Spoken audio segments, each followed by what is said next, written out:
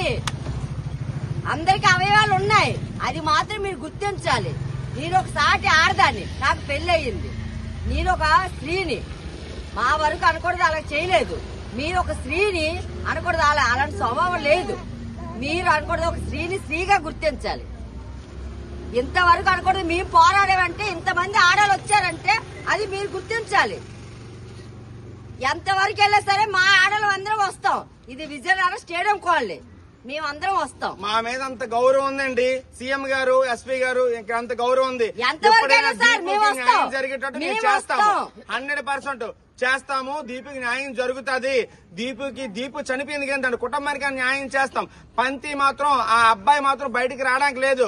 Encounter అయినా ఉరిశిక్ష అయినా విధించండి, స్పాట్ లో చెయ్యండి, లేట్ చెయ్యొద్దు, జైల్లో పెట్టి అబ్బాయిని మేపొద్దు. దయచేసి కొద్ది రోజులు, అతి తక్కువ కాలంలోనే అబ్బాయికి ఉరిశిక్ష విధించేటట్లు అన్ని చర్యలు తీసుకుంటారని ప్రభుత్వాన్ని మరీ మేము వేడుకుంటున్నాము.